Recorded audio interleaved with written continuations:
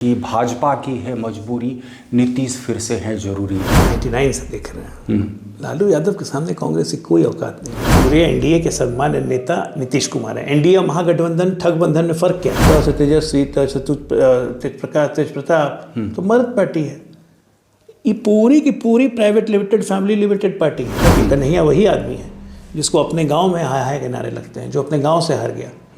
भारत तेरे टुकड़े होंगे इंशाअल्लाह इंशाअल्लाह। और अफजल गुरु के सपोर्ट में नारा लगाने वाले की व्यक्ति की राजनीति बिहार में चले। नमस्कार मित्रों, पॉलिटिकल पंडित के इस मंच पर आप सबका बहुत बहुत स्वागत है। आज हमारे साथ बेहद खास मेहमान हैं डॉक्टर अजय आलोक। अजय आलोक हालांकि हमारे एक बहुत करीबी मित्र हैं, लेकिन आज जो आपसे बातचीत हम करना चाह रहे हैं इस पॉडकास्ट के माध्यम से, तो पहला सवाल डॉक्टर अजय आलोक जी आपसे यही भी करना चाहता हूँ कि अब सबकी निगाहें बिहार पर ही हैं। हरियाणा में आपने देखा कि ड्राइंग रूम रिपोर्टिंग किस तरीके से फ्लैट हुई। आपने महाराष्ट्र में बहुत हद तक ये स्थिति देख ली, दिल्ली में भी ये स्थिति देख ली। अभी ड्राइंग रूम रिपोर्टिंग जो है बिहार को लेकर के भी फिर से शुरू हो गई है, लेकिन ग्राउंड रिपोर्ट क्या कह रहा है एक्चुअली बिहार के बारे में? देखिए, अतिशयोक्ति नहीं होगी। ग्राउंड रिपोर्ट बिहार उसी रास्ते पे जा रहा है जिस रास्ते पे देश चल रहा है। और एनडीए 2025 225 यही वस्तु स्थिति है। क्योंकि बिहार को आप भी समझते हैं, जो सोशल क्लास है बिहार का, वो किसी क्लास में, सूरत में आरजेडी क्लास के साथ नहीं जा सकता है। तो डिवाइड वहीं हो जाता है। तो डिवाइड कर लीजिए। 70-30 की लड़ाई है, कहाँ से कुछ होगा? थोड़ा सा इसको डीप डाइविंग करते हैं इस विषय पर, हम थोड़ा समझना चाहते हैं। देखिए, 2014 का एक नतीजा आया, 2015 में नतीजा बिल्कुल अलग हुआ। अब 2020 के चुनाव के नतीजों का ही आप आकलन कर लें। स्ट्राइक रेट बीजेपी का, स्ट्राइक रेट जदयू का, बहुत अंतर रहा है। देखिए, 15 एक एक्सेप्शन था। 15 का चुनाव जब आरजेडी और जेडीयू मिलकर लड़ी, और ये जुड़ा हुआ था ऑलमोस्ट 22 साल के बाद, जब 93 में समता पार्टी बन के जनता दल से टूटी थी। उसके बाद से आरजेडी और जेडीयू मिली 2015 में। तो मिला जुला एक्सपेक्टेशन था, इसलिए रिजल्ट महागठबंधन के फेवर में गया। 178 सीटें आई थी, बीजेपी 53 पे रुक गई। लेकिन बहुत जल्द 2 साल के अंदर ग्राउंड सिचुएशन को देखते ही नीतीश जी ने डिसाइड किया कि अगर हम इनके साथ रह गए तो भ्रष्टाचारी, व्यभाचारी जितना चारी होता है, सब कट कॉन्ट्रैक्ट नीतीश जी पे आ जाता। तो नीतीश जी ने इन लोग से किनारा किया और हमारे साथ आ गए। बीजेपी में हम लोग आ गए। बीजेपी से चुनाव लड़े 2020 में। उसमें सबसे बड़ा फैक्टर हो गया चिराग पासवान। वो अलग होकर लड़े।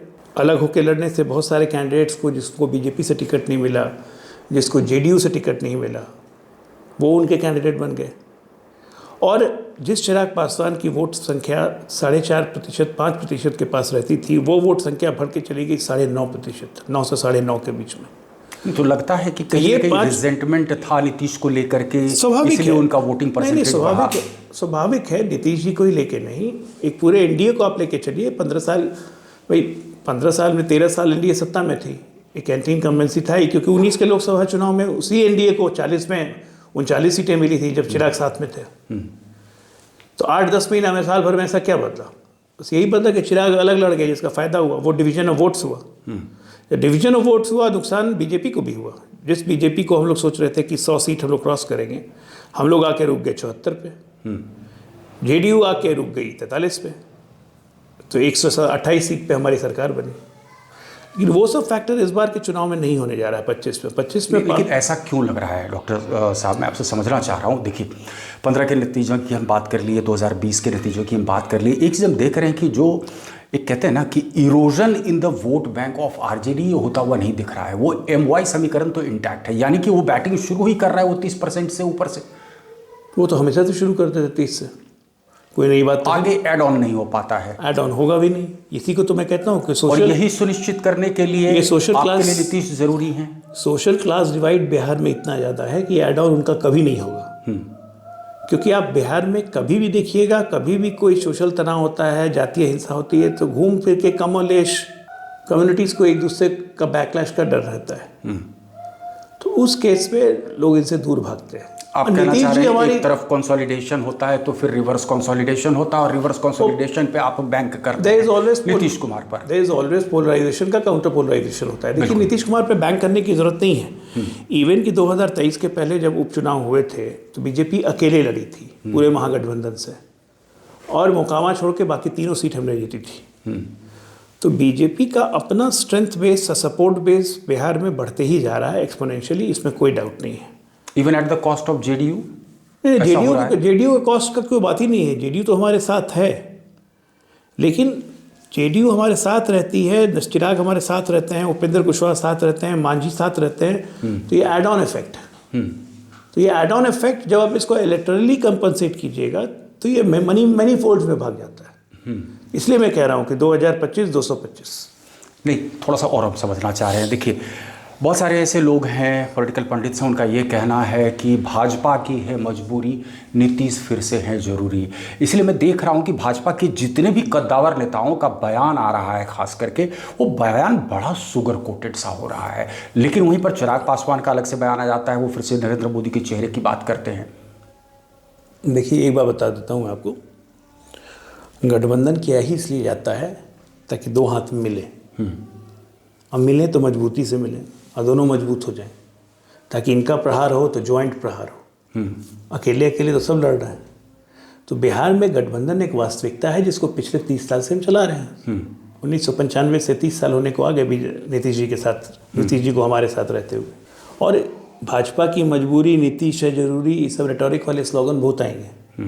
उसमें कोई ये भी कहेगा कि नीतीश की जरूरी, भाजपा है जरूरी, तो उस पर क्या कहिएगा? तो वो सब चलते रहता है, उससे मतलब नहीं है। मतलब है कि आपकी केमिस्ट्री कैसी है।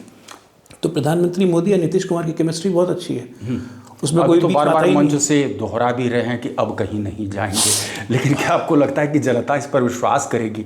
एकाएक देखते हैं कि नीतीश कुमार को किसी दिन ब्रह्मज्ञान की प्राप्ति होती है और नीतीश कुमार फिर से पलटी मार देते हैं। बार बार ही होता है। जनता एक चीज पे विश्वास करती है कि भारतीय जनता पार्टी नीतीश जी को बहुत प्यार करती है और प्रधानमंत्री मोदी उनको बहुत मानते हैं। इस बात पे जनता विश्वास करती है, इतना काफ़ी है। नहीं, इसलिए मैंने आपसे पूछा था क्योंकि एक वाकया यह भी हुआ था कि पत्तल भी छीना था नीतीश कुमार ने। खैर चलिए, इस विषय पर बहुत ज़्यादा मंथन करें कभी। और हम समझना चाह रहे हैं चिराग पासवान के पोजीशनिंग को आप किस तरीके से देख रहे हैं?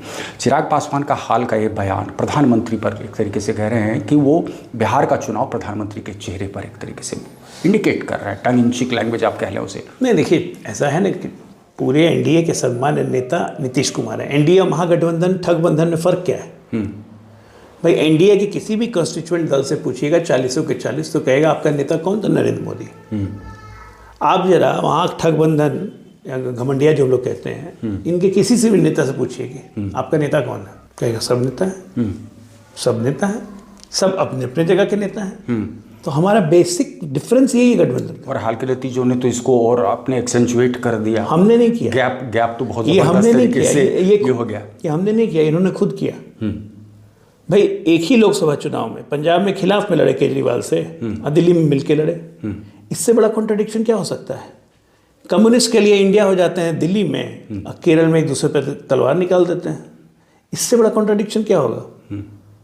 दूर दूर दूर दूर दूर दूर दूर दूर करके ममता दीदी बंगाल में कहती हैं इन लोगों को, दिल्ली में आके इंडिया हो जाती है। तो दूर दुराना, फुटकारना, लतकारना, फटकारना, ये सारे संस्कार भाई साहब इधर ही भरे हुए हैं, हम लोग में नहीं है। हमारे यहाँ सम्मान्य नेता नरेंद्र मोदी हैं, उनके नेतृत्व में इंडिया बढ़ रहा है। चिराग पासवान की वही भूमिका है। पॉलिटिकल एम्बिशंस, पॉलिटिकल एम्बिशन किसमें नहीं होती है? बिल्कुल। जो नेता अगर कहे कि मेरी पॉलिटिकल एम्बिशन नहीं है तो फिर नेतागिरी छोड़ देना, जाके पूजा वूजा करे, क्या जरूरत है फिर राजनीति में रहने की? तो सबकी होती है, सबकी होनी भी चाहिए।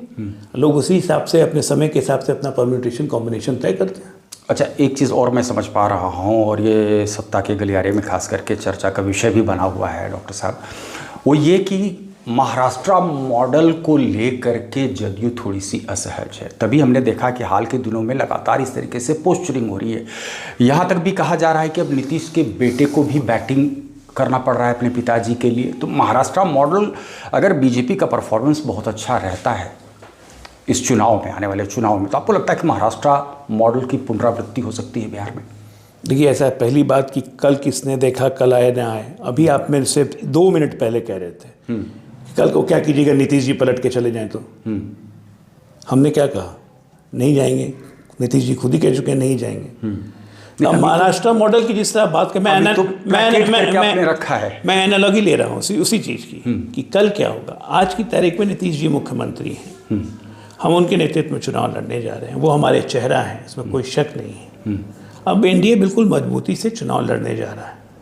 अब नतीजे एक बार आने दीजिए, क्या नतीजे आते हैं। 225 आता है या 200 आता है या 210 आता है, किसकी पोजीशनिंग क्या होती है, तो जो चेहरा रहेगा वो आगे बढ़ेगा। हम तो चेहरा बोल ही चुके हैं। एक चीज़ और समझना चाह रहे हैं डॉक्टर साहब हम आपसे, वो ये समझना चाह रहे हैं कि क्या कभी केंद्रीय नेतृत्व इस बात की भी चर्चा करता है कि शायद अब नीतीश बैगेज के रूप में हो रहे हैं। अब जो बॉडी लैंग्वेज निकल करके नीतीश जी का आ रहा है, आप तो एक वक्त था नीतीश के बहुत करीबी होते थे, आपको लग रहा है कि थोड़ा सा एंटी इनकम्बेंसी वो भाजपा को भी ले डूबेगा? ऐसा कुछ कोई फैक्टर आपको महसूस होता है? बिल्कुल नहीं महसूस होता है, क्योंकि बिहार में पिछले 20 साल से जिस तरह से सरकार चल रही है और बीच बीच में जिस तरह ग्लिम्स ऑफ जंगल राज बिहारियों को देखने को मिला है, चाहे वो 15 से 17 हो जाए, चाहे वो 21 से 23 हो जाए, 22 से 23 हो जाए, तो ग्लिम्स ऑफ जंगल राज जो मिला है ना, ये हम लोग को संजीवनी दे चुका है। 2020 का वो याद कीजिए एग्जिट पोल आपको याद होगा, टाइम टेस्टेड फॉर्मूला आपके लिए हो गया है। नहीं, आप देखिए 2020 का आपको एग्जिट पोल याद होगा, जब चुनाव बीत गए थे, एग्जिट पोल हो रहा था पटना सेक्रेटेरिएट में। एग्जिट पोल में इंडिया हार रही थी, आरजेडी की सरकार बन रही थी। क्या पटना, क्या गया, क्या मुजफ्फरपुर, क्या दरभंगा, हर जगह बीच रोड पे गाड़ी लगा के यार बोनट खोल के, डिक्की खोल के, फुल वॉल्यूम पे म्यूजिक चला के, हरा हरा पट्टा बांध के, triple loading, no helmet, nothing doing, 1 घंटे में लॉ एंड ऑर्डर की धज्जियाँ उड़ा दी थी। तो ये ग्लिम्स ऑफ जंगल राज जो दिखा है ना, तो लोग को समझ में आ गया कि इनको वोट दे के मिलता क्या है। और अभी तो मुझे लगता है कि शायद कहीं ना कहीं बीजेपी और जदयू को सपोर्ट ही कर गए लालू के साले साहब ने, जिस तरीके से बयान दिया कि हमें मध्यस्थता करते थे। हमें लालू जी के साले के बयान की आवश्यकता नहीं है। लालू जी के साले साहब ने जो भी बयान दिया, वो अपना दुखी आत्मा तड़पता दिल है, वो उनका प्रॉब्लम है, लेकिन वो सच्चाई बयान कुछ सच्चाई, भाई बयान तो सच्चाई थी, तो पूरा बिहार जानता है। भाई हम लोग जब साधु और सुभाष लालू जी के नज़दीक रहते थे, हम विपक्ष में थे, तो हम लोगों ने क्या नाम दिया था इनका? ससुराल। स से साधु, स से सुभाष, रा से रबड़ी, ला से लालू, हो गई पार्टी। आज पार्टी का नाम क्या है? मरत। अब पूछिए मरत कैसे? मरत पर तो मर रही है पार्टी। म से मीसा, र से राबड़ी, र से रोहिणी, त से तेजस्वी, त से तेज प्रताप, तो मरत पार्टी है। ये पूरी की पूरी private limited, family limited party है, खत्म हो जाएगी फैमिली। यहाँ भी वही हाल है, यूपी में वही हाल है। तो ये लोग देख रहे हैं भाई, अब आपको सुझा रहे MP, MLA, deputy chief minister सब अपने ही घरे में चाहिए। थोड़ा सा आपका ध्यान मैं आकृष्ट करना चाहता हूँ कि कहीं मैं देख रहा हूँ कि कांग्रेस जो है थोड़ा यहाँ एक्टिव हुआ है। हालांकि 1990 के पहले एक दौर होता था जहाँ पर तमाम सीटों पर काबिज होती थी कांग्रेस। पिग्गी बैकिंग करते करते कांग्रेस की क्या स्थिति हो गई, किसी से छुपा हुआ नहीं है। अब कन्हैया कुमार में कोई संजीवनी देख रही है क्या कांग्रेस? आपको लग रहा है कि अगर कन्हैया कुमार जिस तरह से यात्रा और ये सारी चीज़ें प्लान हो रही हैं, तो तेजस्वी के लिए परेशानी का सबब हो सकते हैं? देखिए, ऐसा है कि तेजस्वी के लिए कन्हैया परेशानी का सबब हो नहीं हो, तेजस्वी जाने, कन्हैया जाने। मैं तो डॉक्टर बात बताता हूँ आपको। जब पेशेंट वेंटिलेटर पे आता है, बीपी फॉल करने लगता है, बचने का कोई चांस नहीं होता है, तो उसको एड्रेनर्जिक दवाई देते हैं, तो थोड़ा देर के लिए बीपी अप हो जाता है। तो anti social element, anti India elements को ला के कांग्रेस अपनी मध्य परिपाटी में थोड़ा जान फूकने की कोशिश कर रही है। ये कन्हैया वही आदमी है जिसको अपने गाँव में हाय हाय के नारे लगते हैं, जो अपने गाँव से हार गया। भारत तेरे टुकड़े होंगे इंशाअल्लाह इंशाअल्लाह, और अफजल गुरु के सपोर्ट में नारा लगाने वाले की व्यक्ति की राजनीति बिहार में चले, मुझे तो ऐसा नहीं लगता। नहीं, इसका क्या प्रभाव पड़ेगा इंडिया अलायंस पे? क्योंकि देखिए, मैं देख रहा हूँ जिस तरीके से राजनीति कर रहे हैं तेजस्वी यादव, इसका तो उनको नागवार गुजरेगा कुछ हद तक ये। वो तेजस्वी जाने, मैं उनको नहीं आता हूँ, लेकिन कांग्रेस को अच्छी अच्छी दुआएं मिलेंगी कन्हैया को लाके, ये तय है। दुआएं मिलेंगी उनको। उनकी पोजीशनिंग खुद की क्या देख रहे हैं? बार्गेनिंग टेबल पर कांग्रेस फिर उसी तरीके से हाशिए पे रहेगी, या फिर आपको लग रहा है इस बार शायद बेहतर बार्गेनिंग वो कर पाएंगे? नहीं औकात है लालू जी के सामने भाई, हम आज से नहीं देख रहे हैं हम लोग, 99 से देख रहे हैं। लालू यादव के सामने कांग्रेस की कोई औकात नहीं है। आज सच्चाई है कि लालू यादव कांग्रेस को पार्टी को निकाल दें गठबंधन से, तो जितने बूथ है ना बिहार में 72,500, उतने वर्कर नहीं मिलेंगे कांग्रेस पार्टी को। अकेले अपने दम पे 25,000 की रैली नहीं कर सकती है कांग्रेस। सिर्फ एक ही जगह 25,000 की रैली कर पाएगी, किशनगंज में, और कहीं नहीं। जो सच्चाई है वो सच्चाई है। लालू परिवार का भविष्य किस तरीके से आप देख रहे हैं? तेजस्वी का न्यायालय के हाथ में। एक चीज़ तो मैं जो फील कर पा रहा था, इतने साल से रिपोर्टिंग करते हुए कि जो एक 1-to-1 connect Lalu Prasad Yadav establish कर सकते थे कार्यकर्ताओं के साथ, खास करके वो कनेक्ट आपको लगता है कि तेजस्वी यादव के साथ है? मैं देखिए, परिवार ओन्ड पार्टी है। लालू जी ने तेजस्वी को नेता घोषित कर दिया है। जाति के प्रभाव में आके जात बहुमोह में यादव लोग साथ में रहते हैं और बीजेपी के से नफरत या बीजेपी का डर दिखा के मुसलमान को अपने साथ में रखते हैं। उनका इक्वेशन बड़ा साफ है। तो उसी के मुंह में लोग बंधे हुए हैं। लेकिन राजनीति हो या कोई भी जगह हो, मोह पाश बहुत दिन चलता नहीं है। और हम तो इस बार देख रहे हैं ना, उत्तर प्रदेश में मोह पाश टूटने लगा है। अखिलेश की सीट पर, जहाँ पिछले बार हम 70,000 से हारे थे, इस बार हमारे हारने का फासला 12,000 हो गया। यादवों का वोट नहीं मिलता तो कैसे होता? बिहार में भी लोकसभा में हमेशा यादवों का 25 से 30% वोट बीजेपी को मिलते रहा है। अब हो सकता है अगर विधानसभा में परिवर्तित हो जाए तो 225 की जगह 235 हो जाएगा। तेजस्वी के लिए ये भी बिहार में 2 और प्लेयर्स, प्रशांत किशोर तो दौरा कर रहे थे, तकरीबन 18 से ज़्यादा ज़िला शायद दौरा कर चुके हैं। उपचुनाव में वो बार बार कह रहे हैं कि भाई 10% के आसपास का वोट शेयर आया। तो क्या लगता है कि प्रशांत किशोर या उनकी पार्टी जनसुराज का कोई भविष्य अभी 2025 में या फिर 2030 में आप देख पा रहे हैं, या आपको लग रहा है कि बस एक एक्सपेरिमेंट होगा और फिर? देखिए, चुनाव आते हैं ना, फफूंदी की तरह पार्टी उठती है, चुनाव के बाद फफूंदी की तरह गायब हो जाती है। एक पार्टी का नाम याद है, प्लूरल्स आई थी, फ्रंट पेज अखबार। कब आई थी? अखबार में फ्रंट पेज, एक अखबार नहीं, सारे अखबार, सारे लोग परेशान। 2020 में आई थी। हाँ। चुनाव खत्म हुए, गायब हो गई। अब फिर आएगी, अभी देखिएगा 1-2 महीने में। तो ये सब सीजनल फफूंदी है, मशरूम्स। चुनाव में उगेंगे फिर गायब हो जाएंगे। एक पार्टी आरसीपी ने भी फ्लोट की, वो भी प्रयास कर रहे हैं।